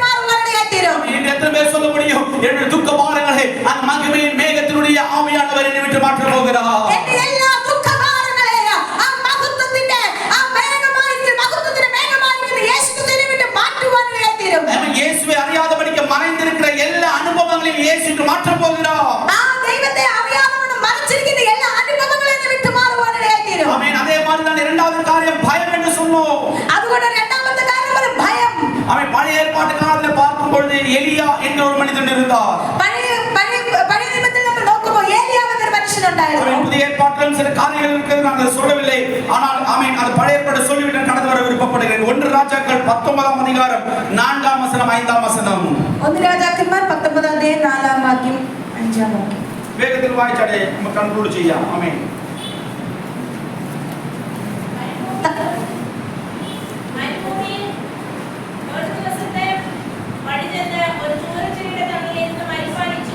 ஆமென். ஆமென். இங்க பாருங்கள், எலியா ஆமென், அவன் 1 ராஜாக்கள் 1 Kings chapter 19 19ஆம் அதிகாரம் 4ஆம் வசனம் 5ஆம் வசனம். அவன் மனதிற்கு ஒரு நாள் பிரயாணம் போய் சூரியன் செடியின் கீழ் உட்கார்ந்து நான் சாக வேண்டும் என்று கோரி. ஆமென். அவர் சொல்லுகிறான், இப்பொழுது நான் சாக வேண்டும். ஆக வேண்டும் என்று கோரி, போதும் கர்த்தாவே என் ஆத்மாவை எடுத்துக்கொள்ளும். ஆமென். போதும் கர்த்தாவே என் ஆத்துமாவை நீர் என்ன செய்யுங்க? எடுத்துக்கொள்ளும். நான் என் பிதாக்களை பார்க்கிலும் நல்லவன் அல்ல. நான் என் பிதாக்களை பார்க்கிலும் நான் யார் அல்ல? நல்லவன் அல்ல. நல்லவன் அல்ல என்று சொல்லி அடுத்தது ஒரு சூரியன் செடியின் கீழ் படுத்துக்கொண்டு நித்திரை பண்ணினான். அப்பொழுது ஒரு தூதன் அவனை தட்டி எழுப்பி எழுந்திருந்து போஜனம் பண்ணு என்றான். அவன் விழித்து பார்க்கிற போது இதோ கடலில் சுடப்பட்ட அடையும் ஒரு பாத்திரத்தில் தண்ணீரும். ஆமென். ஒரு பாத்திரத்தில் தண்ணீரும் அவன் தலைமாட்டில் இருந்தது. அப்பொழுது அவன் புசித்து குடித்து திரும்பவும் என்ன செய்துட்டான்? திரும்பவும் படுத்துக் கொண்டான். ஹல்லேலூயா. அப்ப பாருங்க, ஆமென். ஆமென். ഇവിടെ നോക്കുക. ആമേൻ. ഇവിടെ എലിയാവിനെ നോക്കുമ്പോൾ ഇവിടെ ഏലിയാവിനെ നമ്മൾ നോക്കുമ്പോൾ ஆமென், இந்த எலியா என்ன செய்கிறார்? ஆமென். ஆமென். ஆமென். தேவனுடைய வார்த்தையினாலே ஆமென் மிகவும் ஆமென் தேவனுடைய வசனத்தை அதிகாரத்தோடு சொன்ன ஒரு தேவனுடைய மனிதனாக இருக்கிறார். ഏലിയാവിനെ നമ്മൾ എടുത്ത് പഠിച്ചാൽ ഏലിയാവ് ദൈവത്തിന്റെ വാക്കുകളെ ഓരോന്നും ധൈര്യത്തോടെ പറഞ്ഞ ഒരു വ്യക്തിയാണ്. ஆமென். பயங்கர தைரியசாலியான ஒரு எலியா. ഭയങ്കര ധൈര്യമായിരിക്കുന്ന ഒരു വ്യക്തിയാണ്. ஆமென். எலியா ஜெபித்தால் பரலோகத்திலே தீ கீழ இறங்கி வரும். ഏലിയാവ് പ്രാർത്ഥിച്ചാൽ സ്വർഗ്ഗത്തിൽ തീ ഇറങ്ങി വരുവാനിടയായി തീരും. எத்தனை பேர் ஆமென் சொல்ல முடியும்? എത്ര പേർക്ക് ആമേൻ പറയാൻ കഴിയും? ஆமென். எலியா ஜெபித்தால் தீ எங்க இறங்கி வரும்? பரலோகத்திலிருந்து இறங்கி வரும். அப்படிப்பட்ட எலியா பயந்து போய் சொல்லுகிறார், ஆண்டவரே என் அப்பா ஒரு விஷயத்தை பார்க்கும்போது அந்த சொல்ற ஒரு காரியம், ஆமென், நான் அப்பொழுது வசனம் வாசிக்கும் பொழுது அவனை பார்த்து நான் பிதாக்களை பார்க்கிலும் நல்லவன் அல்ல. அடுத்தது 4ஆம் வசனம். ஒரு சூரிய செடியின் கீழ் உட்கார்ந்து நான் சாக வேண்டும் என்று கூறி. இப்ப எலியா தைரியத்தோட எலியா இப்ப சொல்றான், நான் என்ன செய்யணும்? சாகணும். அப்ப பயம் வந்தால் எல்லாருக்கும் அவன் மரிக்கணும் എന്നുള്ള സാകണം എன்கிற ഒരു ഉണർവ് കടന്നു വരും. ഇവിടെ ധൈര്യത്തോടിരുന്ന ഏലിയാവ്, അതുവരെ സ്വർഗ്ഗത്തിൽ തീ ഇറക്കിയ ഏലിയാവ്, ഇപ്പോൾ ഭയം കടന്നു വന്നപ്പോൾ ഏലിയാവ് പറയുകയാണ്, എനിക്ക് മരിച്ചാൽ മതി. പല സൂയിസൈഡുകൾ, പല തക്കൊലകൾ നടക്കാൻ കാരണം அந்த பயம்தான். പല ആത്മഹത്യകൾ നടക്കുന്നതിന്റെ പ്രധാന കാരണം ഭയമാണ്. ஆமென். நல்ல ரிசர்ச் பண்ண சொல்றாங்க, ஏதோ ஒரு விஷயத்தை பார்த்து பயந்து அதை எதிர்கொள்ள முடியாமல் தன் உயிரை அவர்கள் மாய்த்து விடுகிறார்கள். ഈ ആത്മഹത്യയുടെ കാരണങ്ങൾ കണ്ടുപിടിച്ചാൽ നമ്മൾ പറയുന്നത് അവർക്ക് ഏതോ ഒരു വിഷയത്തിൽ അവർ ഭയന്ന് അതിൽ നിന്ന് അവർക്ക് വെളിയിൽ വരാൻ കഴിയാതാണ് അവർ ആത്മഹത്യ ചെയ്യുന്നത്. அப்படிப்பட்ட தைரியமுள்ள எலியா இப்போ ஒரு சூரிய செடியின் கீழே உட்கார்ந்து அவர் சொல்றார், ஆண்டவரே என் உயிரை என்ன செய்யுங்க? எடுத்துக்கொள்ளுங்க. நல்ல தைரியசாலியா ஏலியாவு ഇപ്പോൾ ഇരുന്ന് പറയാണ്, ദൈവമേ എന്റെ ജീവനെ എടുത്തുകൊള്ളണം. இப்படிப்பட்ட சொன்ன வார்த்தைகளுடையவர்கள் பலர் இங்கே உட்கார்ந்து கொண்டிருக்கிறீர்கள். ഇപ്രകാരം വാക്കുകൾ പറഞ്ഞ പലരും ഇവിടെ ഇരിപ്പുണ്ട്. ஆண்டவரே ஏன் இந்த துக்கபாரம், ஏன் இந்த நெருக்கம், நான் என் உயிரை ஆண்டவரே எடுத்துக்கொள்ளுங்க ஆண்டவரே என்று சொன்ன வார்த்தைகள் சொன்னவர்கள் இங்கே இருக்கிறார்கள். ദൈവമേ എന്തുകൊണ്ട് എനിക്ക് ഈ ഭാരങ്ങൾ, ഈ എന്തുകൊണ്ട് ഈ ദുഃഖങ്ങൾ, മതി കർത്താവേ എന്റെ ജീവനെ എടുത്തുകൊള്ളണമേ എന്ന് പറഞ്ഞു. மரித்தால் போதும் ஆண்டவரே என்று ஜெபித்த ஜெபங்களை ஆண்டவர் பார்க்கிறார். പല എനിക്ക് മരിച്ചാൽ മതി എന്ന് പറഞ്ഞ് പ്രാർത്ഥിച്ച പല പ്രാർത്ഥനകൾ ഇവിടെ ഉണ്ട്. ஆமென். அப்படிப்பட்ட ஆமென் அனுபவத்தோடு இருக்கிற எலியாவை தேடி பரலோகம் அவனுக்காக தேடி கடந்து வந்தது. അപ്രകാരം പറഞ്ഞിരുന്ന ഏലിയാവിനെ തേടി സ്വർഗ്ഗത്തിൽ നിന്ന് സ്വർഗ്ഗം ഇറങ്ങി വരുവാനിടയായി. என்ன காரணம் தெரியுமா? எசபேல் என்கிற ஒரு சாத்தான், எசபேல் என்கிற ஒரு பெண் எலியாவை என்ன பண்ணி பயமுறுத்திடுச்சான். ആ യെസബേൽ എന്നൊരു വ്യക്തി ആ സ്ത്രീ ഏലിയാവിന് ഭയം കൊടുക്കുവാനിടയായി. என்ன பயம்? நான் உன்னை நாளைக்கு என்ன செய்வேன்? கொன்று விடுவேன் என்ற ஒரு பயத்தின் ஒரு வார்த்தையை சொல்லிவிட்டார்கள். എന്താ ഭയം? നാളെ ഈ നേരത്തെ ഞാൻ നിന്റെ ജീവനെ അവൾ ഒരുത്തിന്റെ ജീവനെ പോലെ ആക്കുമെന്ന് പറഞ്ഞ ഒരു വാക്കിനാല് ഏലിയാവ് ഭയപ്പെട്ടു പോകും. உன்னுடைய கடன் பாரங்கள் பெருகும், பாரத்தை ஒதுங்கி விடுவாய். ഇപ്പൊ നമ്മുടെ കടഭാരങ്ങൾ അധികമായ ആ കടഭാരങ്ങൾക്ക് വിരോധമോ ഒരു വാക്ക് വന്നാൽ ആ വാക്കിനാലെ നമ്മൾ ഒതുങ്ങി മാറിപ്പോകുവാനാണ്. ஏதோ ஒரு வியாதி கடந்து வந்து டாக்டர் சொல்லிடுவாங்க நீ 3 மாசம் தான் நீ உயிரோட இருப்ப, அதுக்கு அப்புறம் நீ வந்து மர்க்கையா அப்படி சொன்னா நம்ம அப்புறம் என்ன சொல்லுவோம்? அதுக்கும் பயப்பட்டு கொண்டு தான் இருப்போம். നമുക്ക് ഏതെങ്കിലും ഒരു അസുഖങ്ങൾ വന്നു കഴിയുമ്പോൾ നമുക്ക് ഡോക്ടർ പറയുന്നത് 3 മാസമേ ഉള്ളൂ, നമ്മൾ അപ്പോഴേ നമ്മളുടെ കാര്യങ്ങൾ പോയി നമ്മൾ ഭയന്ന് മാറിപ്പോകുവാനിടയാക്കി. ஆமென். அதே போல்தான் இசபேல் சொன்ன வார்த்தையின் பிரகாரமாக யார் இப்ப பயந்து போனார்? எலியாவு பயந்து போனார். അതുപോലാണ് ഇസബേൽ പറഞ്ഞ ആ വാക്കിനാലെ ഏലിയാവ് ഭയന്ന് പോകുവാനിടയാക്കി. ஏலியாவுக்கு முன்பாக பயம் கடந்து போகும்போது அவனுடைய தரிசனம் நஷ்டப்பட்டது. ഏലിയാവിന് ഭയം കടന്നു വന്നപ്പോൾ ഏലിയാവിന്റെ ദർശനം നഷ്ടപ്പെടുവാനായി. அவனை தேவன் எடுத்து உபயோகிக்க வேண்டிய தரிசனம் நஷ்டப்பட்டது. ആ ഭയം കടന്നു വന്നപ്പോൾ ദൈവം എടുത്ത് ഉപയോഗിക്കേണ്ട ആ ഏലിയാവിന്റെ ദർശനം നഷ്ടപ്പെടുവാൻ. ஆமென். அவனுக்குள்ளாக பயம் கடந்து வந்தபோது எப்படி போக வேண்டும் தெரியாமல் ஒரு இடத்துல ஒதுங்கி போய்விட்டான். ആ ഏലിയാവിന് ഭയം കടന്നു വന്നപ്പോൾ എങ്ങനെ മുന്നോട്ട് പോകണമെന്ന് അറിയാതെ ഒരു സ്ഥലത്തിലെ ഒതുക്കപ്പെട്ടു പോകുന്നു. பிரியமானவர்களே, பல வாக்குத்தத்தங்களை பெற்றுக்கொண்டு இருக்கிற தேவனுடைய பிள்ளைகளே, ஒரு இடத்திலே ஒதுங்கி போவதற்காக அல்ல உன்னை தேவன் அழைத்தது. அவர் சொல்லியிருக்கிற வாக்குத்தத்தங்களுக்குள்ளாக பயணம் செய்வதற்காக தான் தேவன் உன்னை அழைத்திருக்கிறார். പല വാഗ്ദത്തങ്ങൾ പ്രാപിച്ച ദൈവമക്കളെ, നമ്മൾ ഒരു ഇടത്തിൽ ഒതുങ്ങി ഇരിക്കാനുള്ള ദൈവം നമ്മളെ ആഗ്രഹിക്കുന്നത്. നമ്മൾ പ്രാപിച്ച ആ വാഗ്ദത്തങ്ങളെ നോക്കി നമ്മുടെ യാത്ര മുന്നോട്ട് പോകുവാനാണ് ദൈവം നമ്മളെ പറ്റി ആഗ്രഹിക്കുന്നത്. எலியாவை பார்த்த ஆண்டவர் சொல்லுகிற ஒரு காரணம் என்னவென்றால் எலியா இப்பொழுது பயந்து போய் இடத்துல ஒதுங்கி போய்விட்டான். ഇപ്പോൾ ഏലിയാവിനെ നോക്കുമ്പോൾ ഏലിയാവ് ഭയന്ന് ഒരിടത്തിൽ ഇരിക്കുകയാണ്. ஆமென். அப்பொழுது பயந்து சூரியசிரிக்கில் இருக்கும்போது ஒரு தூதன் மேலே இருந்து இறங்கி வருகிறார். ഭയന്ന് ആ ചൂരച്ചിൽ തണലിൽ ഇരിക്കുമ്പോൾ ഒരു ദൂതൻ കടന്നു വരുവാനിടയായി. ஆமென். தூதன் கடந்து வந்தபோது என்ன நடக்கிறது என்றால் ஆமென் ஆமென் ஆமென் சரி முன்னோட்டு கடந்து வந்தாட்டே. ஆமென். என்ன நடந்தது என்றால் எலியா தூங்கிக் கொண்டே இருக்கிறார். ദൂതൻ കടന്നു വന്നപ്പോൾ ഏലിയാവ് ഉറങ്ങിക്കൊണ്ടിരിക്കുന്നു. ദൂതൻ വന്നു. ആമേൻ. എലിയ ഉറങ്ങുന്നു. ഏലിയാവ് ഉറങ്ങുന്നു. എലിയ തൂങ്ങുகிறார். ഏലിയാവ് ഉറങ്ങുന്നു. ദൂതൻ തട്ടി എഴുപ്പുகிறார். ദൂതൻ തട്ടി എഴുന്നേൽപ്പിക്കുന്നു. എലിയ എഴുന്നേൽக்கிறார். എലിയ എഴുന്നേറ്റ് വിட்டார்.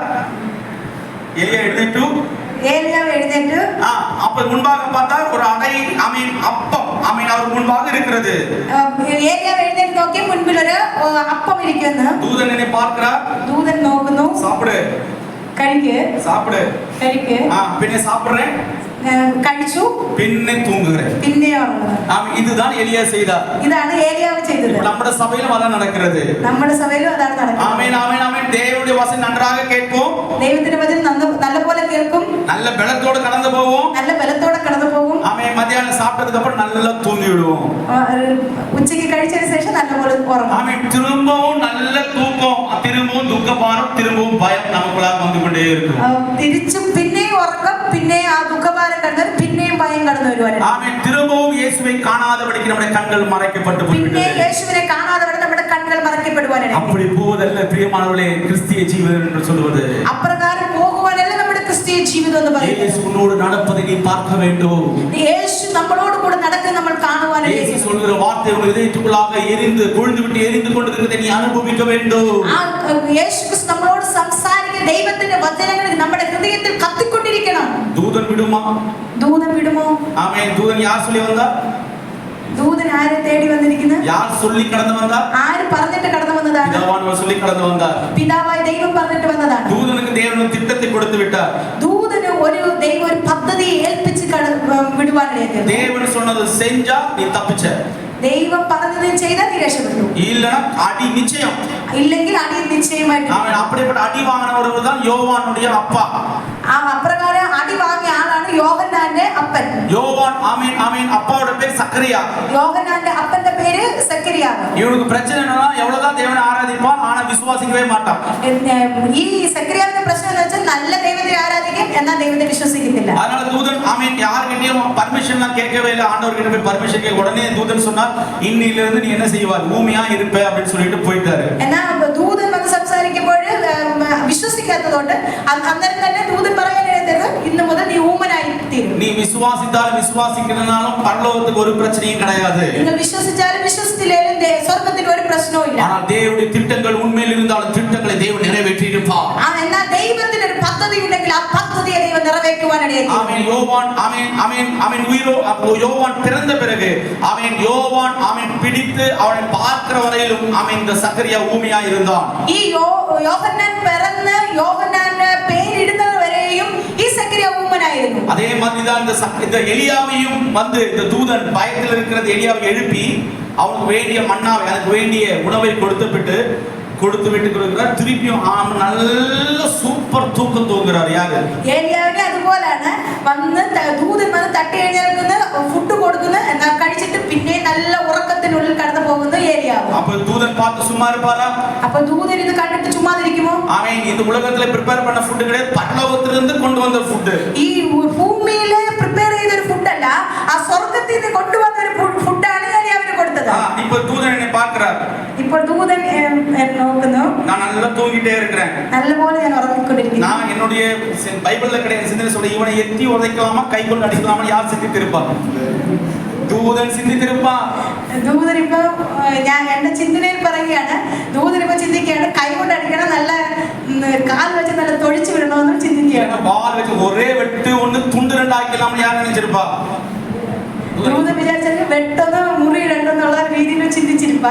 പല ചിന്തകൾ ദൂതர்கள் ഉன்னை பார்த்தும் சிந்திப்பதுண்டு.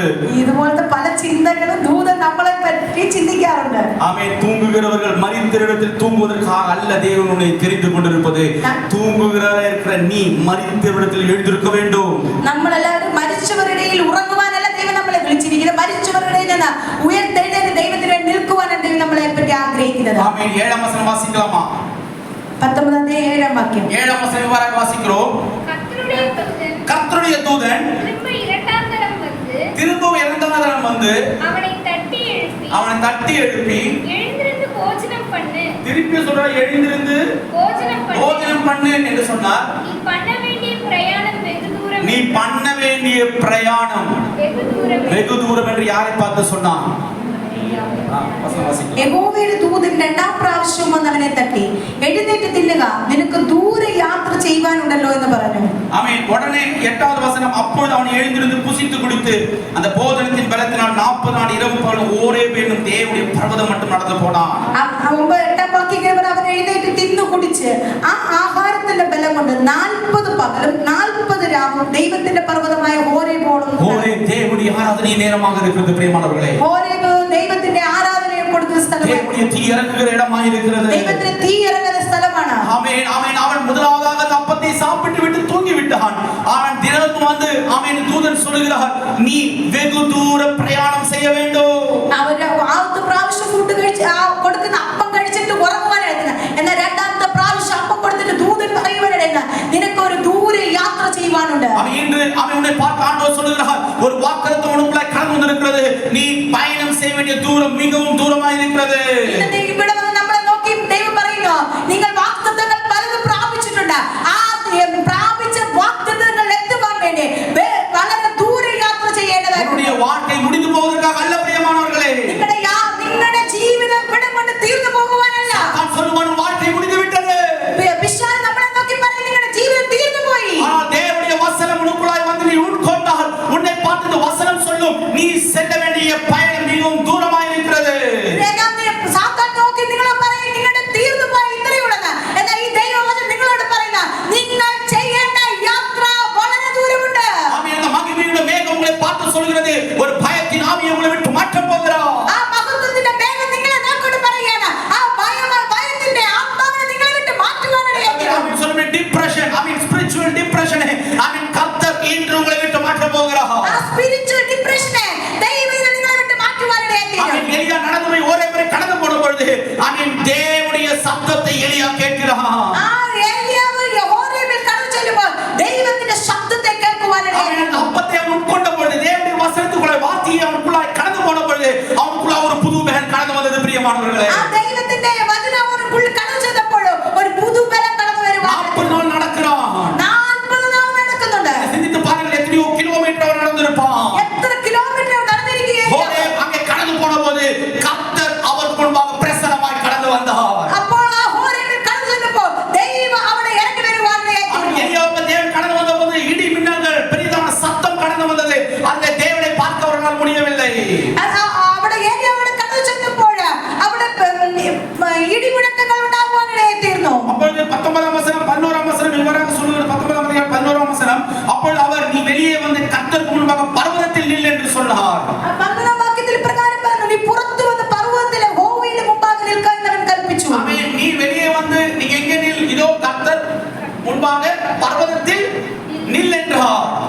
நீ புறத்து வந்து பர்வதத்திலே யெகோவாவின் முன்பாக நிற்க என்று அவன் கற்பிച്ചു. நீ குழியில் இருப்பதற்காக அல்ல ஆண்டவர் உன்னை உயர்த்தி இருப்பது. குழியில் நிற்க வேண்டிய தெய்வம் நீங்களை விളിച്ചിരിക്കുന്നത്. பர்வதத்தில் ஆண்டவர் நிற்க செய்வார். பர்வதத்தில் தெய்வம் நீங்களை ஆமென். ஆண்டவர் நிற்க செய்யணும் என்றால் ஆண்டவருடைய வார்த்தை பிரகாரமாக பயணம் செய்வதற்கு நீ தயாராக இருக்க வேண்டும். பர்வதத்தில் நிறுத்தണമെങ്കിൽ നിങ്ങൾ ദൈവത്തിന്റെ വാക്കുകൾ കേട്ട് യാത്ര ചെയ്യാൻ തയ്യാറായിരിക്കണം. முடிவிலே பிரியமானவர்களே, இப்பொழுதுதான் உன்னுடைய பயணத்தை தேவன் புதிதாக தொடங்கி இருக்கிறார். ഇപ്പോൾ നിങ്ങളുടെ യാത്ര തീർന്നിട്ടില്ല മക്കളെ. ഇപ്പോഴാണ് നിങ്ങളുടെ യാത്ര പുതുതായിട്ട് തുടങ്ങിയിരിക്കുന്നത്. ஒரு புதியதை உனக்காக செய்வேன் என்று சொன்னவர் உன்னோடு கூட நடந்து கொண்டிருக்கிறார். നിങ്ങൾക്ക് വേണ്ടി പുതിയതൊന്ന് ചെയ്യുമെന്ന് പറഞ്ഞവൻ നിങ്ങളോട് കൂടെ നടന്നുകൊണ്ടിരിക്കുന്നു. വനത്തെ செழிப்பாக மாற்றுகிறவர் தான் உன்னோடு நடந்து கொண்டிருக்கிறார். മരുഭൂമിയെയും വരണ്ടനിലത്തെ ഉല്ലസിക്കുമാറാക്കുന്ന ദൈവം. ആമേൻ. അവൻ വരണ്ട നിലങ്ങൾക്ക് തണ്ണീரை കൊടുக்கிற தேவன். വരണ്ടനിലത്ത് നീരൊഴുക്കുകളെ ഒരുക്കുന്ന ദൈവം. இல்லாத இருக்கிறது போல அழைத்து கொடுக்கிற தேவன். നമുക്കൊന്നുമില്ലാതിരിക്കുമ്പോൾ ദൈവം അതിനെ വിളിച്ചു വരുത്തി കൊടുക്കുന്നവൻ. சகல துக்கபாரங்களையும் பயத்தை மாற்றுகிற தேவன். നിങ്ങളുടെ സകല ഭയത്തെയും ദുഃഖഭാരത്തെയും മാറ്റുന്ന ദൈവം. மகிமையின் தேவன் இப்போது உன்னோடு கூட நடந்து ആ கொண்டிருக்கிறார். മഹത്വത്തിന്റെ ദൈവം നിങ്ങളോട് കൂടെ നടന്നുകൊണ്ടിരിക്കുന്നു. அவர் அறிகிற அறிவின் வாசனை உங்களுக்காக இப்போது வீச போகிறது. അവനെ അറിയുന്ന അറിവിന്റെ വാസന നിങ്ങൾക്ക് വേണ്ടി ഇപ്പോൾ വീശുവാൻ പോകുന്നു. இயேசு கிறிஸ்துவை அறிந்து கொள்வதற்கு விருப்பப்படுகிறேன் என்று നിങ്ങൾ ആ യേശുക്രിസ്തുവിനെ അധികമായി അറിയുവാൻ എത്ര പേർ ആഗ്രഹിക്കുന്നു? துக்கமல்ல உன்னை ஆளுகை செய்ய வேண்டியது. ദുഃഖമല്ല നിങ്ങൾ നടത്തേണ്ടത്. பயமல்ல உன்னை ஆளுகை செய்ய வேண்டியது. ഭയമല്ല നിങ്ങൾ നടത്തേണ്ടത്. ஆமென். பயணம் செய்ய வேண்டிய தூரம் மிகவும் தூரமாக இருக்கிறது. നിങ്ങൾ യാത്ര ചെയ്യുന്ന ദൂരം വളരെ അധികമായിരിക്കുന്നു. உனக்காக தேவனுடைய வசனம் கிரியை செய்து கொண்டிருக்கிறது. ദൈവത്തിന്റെ ആ പ്രസംഗം നിങ്ങളെ ഇപ്പോൾ ക്രിയ ചെയ്തുകൊണ്ടിരിക്കുന്നു. உனக்காக தேவனுடைய வசனம் இப்பொழுது கொண்டு விட்டு எடுத்துக் கொண்டிருக்கிறது. ആ ദൈവത്തിന്റെ വചനം നിങ്ങൾക്കുള്ളിൽ കത്തിക്കൊണ്ടിരിക്കുന്നു. எலியாவே, சூரிய செடி அல்ல உன்னுடைய வாழ்க்கையினுடைய முடிவு.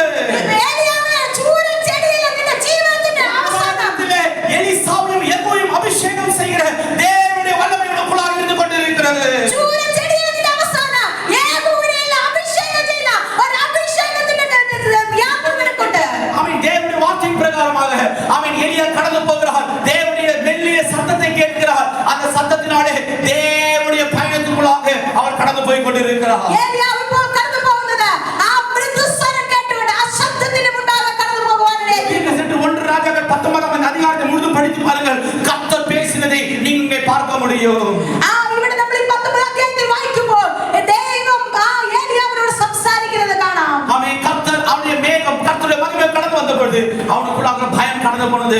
தேவனுடைய ஆளுகை அவனுக்குள்ளாக கிரியை செய்ய ആ ஆரம்பித்தது. ദൈവത്തിന്റെ മഹത്വം കടന്നു വന്നപ്പോൾ അവന്റെ ഭയം മാറുവാനിടയായി തീർന്നു. ദൈവത്തിന്റെ ആത്മാവിനെ നടത്തുവാനിടയായി തീർന്നു. அவன் பரலோகத்துடைய சத்தம் கடந்து வந்த போது அவனுடைய பயத்தை தேவன் மாற்றி விட்டார். ആ സ്വർഗ്ഗത്തിന്റെ ശബ്ദം കടന്നു വന്നപ്പോൾ അവന്റെ ഭയം അവനെ വിട്ടു ஒரு മാറുവാനിടയായി புதிய തീർന്നു. தொடக்கத்தை தேவன் கொடுக்க போகிறார் ഒരു உங்களுக்கு. പുതിയ തുടക്കത്തെ ദൈവം നിങ്ങൾക്ക് കൊടുക്കുവാൻ ஒரு പോകുന്നു. புதிய சந்தோஷத்தை தேவன் உங்களுக்கு கொடுக்க ഒരു போகிறார். പുതിയ സന്തോഷം ദൈവം കൊടുക്കുവാൻ പോകുന്നു. அவன் புதிய தேவனை அறிந்து கொள்வதற்கான பெரிதான பார்வையை தேவன் உங்களுக்கு கொடுக்க போகிறார். ദൈവത്തെ അറിയുവാനുള്ള ഒരു പുതിയ കാഴ്ച ദൈവം നിങ്ങൾക്ക് കൊടുക്കുവാൻ எத்தனை പോകുന്നു. பேர் ஆமென் சொல்ல முடியும்? എത്ര പേർക്ക് ആമേൻ പറയുവാൻ எத்தனை കഴിയും? தேவனுக்குள்ளாக நன்றி சொல்ல முடியும்? എത്ര പേർക്ക് ദൈവത്തിന് നന്ദി പറയുവാൻ കഴിയും? அதுதான் 2 கொரிந்தியர் 2 அதிகாரம் 14 வசனம் இவ்வாறாக சொல்கிறது. അതുകൊണ്ട് 2 കൊരിന്ത്യർ 2 അധ്യായം 14 വാക്യം வாசிக்கலாம். 2 கொரிந்தியர் 2 அதிகாரம் 14 வசனம் இவ்வாறாக சொல்கிறது. கிறிஸ்துவுக்குள் எப்பொழுதும் எங்களை வெற்றி சிறக்க பண்ணி எல்லா இடங்களிலேயும் எங்களை கொண்டு அவரை அறிகிற வாசனையை அறிவின் வாசனையை வெளிப்படுத்துகிற தேவனுக்கு ஸ்தோத்திரம். ക്രിസ്തുവിൽ ഞങ്ങളെ എപ്പോഴും ജയോത്സവമായി നടത്തുകയും എല്ലായിടത്തും ഞങ്ങളെ കൊണ്ട് തന്റെ പരിജ്ഞാനത്തിന്റെ വാസന വെളിപ്പെടുത്തുകയും ചെയ്ത ദൈവത്തിന് സ്തോത്രം. பிரியமானவர்களே, எத்தனை பேர் சொல்ல முடியும்? நான் கிறிஸ்துவுக்குள்ளாக இருக்கும்போது என்னை எப்பொழுதும் இயேசு வெற்றி சிறக்க பண்ணிக்கொண்டே இருப்பார். ഞാൻ ക്രിസ്തുവിൽ എത്ര പേർക്ക് പറയട്ടെ, ഞാൻ ക്രിസ്തുവിനകത്തിരിക്കുമ്പോൾ എപ്പോഴും ദൈവം എന്നെ ജയോത്സവമായി നടത്തും. எல்லா இடங்களிலேயும் எங்களை கொண்டு அவரை அறிகிற அறிவின் வாசனையை வெளிப்படுத்துகிற தேவனுக்கு ஸ்தோத்திரம். എല്ലായിടത്തും ഞങ്ങളെ കൊണ്ട് തന്റെ പരിജ്ഞാനത്തിന്റെ വാസന വെളിപ്പെടുത്തുകയും ചെയ്ത ദൈവത്തിന് സ്തോത്രം. இப்போது நீ இருட்டல்ல உனக்குள்ளாக இருப்பது. இப்ப ஆண்டவர் சொல்கிறது, இப்ப எல்லா இடங்களிலேயும் உங்களை கொண்டு அவரை அறிகிற வாசனையை தேவன் வெளிப்படுத்திவிட்டார். ഇപ്പൊ ഇരുട്ടല്ല നിങ്ങൾക്കുള്ളിൽ ഇരിക്കുന്നത്. എല്ലായിടത്തും ദൈവത്തിന്റെ പരിജ്ഞാനത്തെ വെളിപ്പെടുത്തുന്ന വാസനയാണ് നിങ്ങൾക്കുള്ളിൽ ഇരിക്കുന്നത്. எத்தனை பேர் ஆமென் சொல்ல முடியும்? എത്ര പേർക്ക് ആമേൻ പറയുവാൻ കഴിയും? ஆமென். இப்பொழுது அதுவரை மறைக்கப்பட்டிருந்த கண்கள் மாறி போய் இப்ப அடுத்த லெவல்லேக்கு தேவன் சொல்லுகிறார். இப்பொழுது அவன் கிறிஸ்துவை அறிகிற அறிவின் வாசனை முன்முகாந்திரத்திலிருந்து வெளிப்பட போகிறது. ഇതുവരെ നിങ്ങളെ മറച്ചിരിക്കുന്ന മറ മാറി പോകുവാനായിട്ട് ഇനി അടുത്ത ലെവലിലേക്ക് കൊണ്ടുപോകുന്ന ക്രിസ്തുവിനെ അറിയുന്ന ആ പരിജ്ഞാനത്തെ ദൈവം നിങ്ങൾ കൊടുക്കുവാനിടയായിരിക്കും. உன்னை பார்க்கிறவர்கள் இயேசுவை பார்க்க போகிறார்கள். നമ്മളെ നോക്കുന്നവർ യേശുവിനെ കാണുവാനിടയായിരിക്കും. உன்னை பார்க்கிறவர்கள் பார்க்கிறவர்கள் வெற்றியை பார்க்க போகிறார்கள். നമ്മളെ നോക്കുന്നവർ ആ ജയത്തെ കാണുവാനിടയായി തീരും. ஆமென். இனி உன்னோடு கூட இருக்கிறது வெற்றியின் சிகரம் மட்டும்தான். നീ ഇനി നമ്മളോട് കൂടി ഇരിക്കുന്ന ജയത്തിന്റെ ചിഹ്നമാണ്. நீ இயேசுவை பார்த்தால் உன்னை எப்பொழுதும் ஆண்டவர் வெற்றி சிறக்க பண்ணிக்கொண்டே இருப்பார். നിങ്ങൾ യേശുവിനെ കണ്ടാൽ എപ്പോഴും നിങ്ങളെ ജയോത്സവമായി அவரை നടത്തുവാൻ அறிகிற அறிவின் வாசனையை மற்றவர்கள் அறிந்து கொள்ள போகிறார்கள். ആ ക്രിസ്തുവിനെ അറിയുന്ന ആ പരിജ്ഞാനത്തിന്റെ വാസന മറ്റുള്ളവർക്ക് കൊടുക്കുവാനിടയായി തീരും. அதை தேவன் உங்கள் முகாந்திரத்தில் ஆண்டவர் வெளிப்படுத்த போகிறார். അത് നമ്മൾ മുഖാന്തരം ദൈവം അത് വെളിപ്പെടുത്തുവാനിടയായി തീരും. ஆமென் சொல்ல முடியும். എത്ര പേർക്ക് ആമേൻ പറയാൻ எத்தனை பேர் அதை உட்கொள்ள முடிகிறது? എത്ര പേർക്ക് അത് ഉൾക്കൊള്ളുവാൻ കഴിയും? தேவனுடைய அறிவின் வாசனை என் மூலமாக தேவன் வெளிப்படுத்த போகிறார். ദൈവത്തെ അറിയുന്ന വാസന ഞാൻ മുഖാന്തരം ദൈവം അത് വെളിപ്പെടുത്തുവാൻ പോകുന്നു. அது அந்த ரெண்டு சீஷர்கள் கிளியோப்பா ஆங்கிற இன்னொருவரும் கடந்து போய் எருசலேம் மீண்டும் செல்கிறார்கள். சென்று இயேசு கிறிஸ்துவை குறித்துள்ள அவன் அனுபவத்தை மற்றவர்களுக்கு தெரியப்படுத்துகிறார்கள். ഈ ശിഷ്യന്മാർ രണ്ടുപേരും നടന്നു വന്നു. ആ യേശുക്രിസ്തുവിന്റെ ആ വാസന അവർക്കുള്ളിൽ കടന്നു വന്നപ്പോൾ അവർ തിരിച്ച് യെരൂശലേമിൽ ചെന്ന് ആ ദൈവത്തെ പറ്റിയുള്ള കാര്യങ്ങൾ അവിടെ പറയുവാനിടയായി തീർന്നു. எலியாவை கொண்டு தேவன் செய்தது பயம் மாறின பிறகு அவன் கர்த்தரை குறித்துள்ள வெளிப்படுத்துகிற வாசனை அவனுக்குள்ளாக வெளிப்படுத்தினது. ഏലിയാവിനുള്ളിലിരുന്ന ഭയം മാറിയപ്പോൾ യേശുവിനെ ദൈവത്തെ വെളിപ്പെടുത്തുന്ന ഒരു വാസന കടന്നു വരുവാനിടയായി തീർന്നു. எலியா ஒருவன் கிடையாது. ഇപ്പോൾ ഏലിയ ഒരുവനല്ല. லெஃப்ட்ல ஒரு சிஷ்யன், ലെഫ്റ്റിൽ ഒരു ശിഷ്യൻ, ரைட்ல ஒரு சிஷ்யன். റൈറ്റിൽ ഒരു ശിഷ്യൻ. லெஃப்ட்ல Jehu, left Jehu, right side Elisha. Right side Elisha. லெஃப்ட்ல யெகூ ராஜா, ലെഫ്റ്റ് സൈഡ് യേഹൂ രാജ, ரைட் சைடுல ரெட்டிப்பான அபிஷேகத்தை பெற்றுக்கொண்ட எலிசா. റൈറ്റ് സൈഡിൽ ഇരട്ടിയാണ് അഭിഷേകത്തെ പ്രാപിച്ച എലീശ. கர்த்தருடைய வார்த்தையை கண்டு நீ கடந்து போனால் உன்னை எப்பொழுதும் அவர் வெற்றி சிறக்க பண்ணுவார். ദൈവത്തിന്റെ വാക്കുകളെ കേട്ട് നിങ്ങൾ പുറപ്പെടുവാൻ തയ്യാറാണെങ്കിൽ ദൈവം നിങ്ങൾക്ക് ആ ജയത്തിന്റെ കൊടി പാറിക്കുവാനിടയായി തീരും. வசனம் உள்ள கிரியை செய்தால் நீங்க எந்த இடத்துல தோற்று போக மாட்டீர்கள். ഈ വചനം നിങ്ങൾക്കുള്ളിൽ ക്രിയ ചെയ്താൽ എവിടെയും നിങ്ങൾ തോറ്റു പോകുവാൻ ദൈവം സമ്മതിക്കില്ല. துக்க பாரங்களை விட்டு மாறட்டும் ആ ஆண்டவரே. ദുഃഖഭാരങ്ങളെ വിട്ടു മാറട്ടെ. பயத்தின் ஆவியை விட்டு மாறட்டும் ஆண்டவரே. ഭയത്തിന്റെ ആവിയെ വിട്ടു മാറട്ടെ. என்னோட துக்கத்துக்கு பதிலாக சந்தோஷம் வந்திருக்கிறது. ആ ദുഃഖത്തിന് പകരമായി സന്തോഷം എന്നിൽ കടന്നു വന്നിരിക്കുന്നു. பயத்தின் பகரமாக தைரியம் கடந்து வந்து கொண்டிருக்கிறது. ഭയത്തിന് പകരമായി ധൈര്യം എന്നിൽ കടന്നു எல்லாரும் எழுதி நிற்கலாமா? വന്നിരിക്കുന്നു. எல்லாரும் எழுதி நிற்கலாமா? கர்த்தருடைய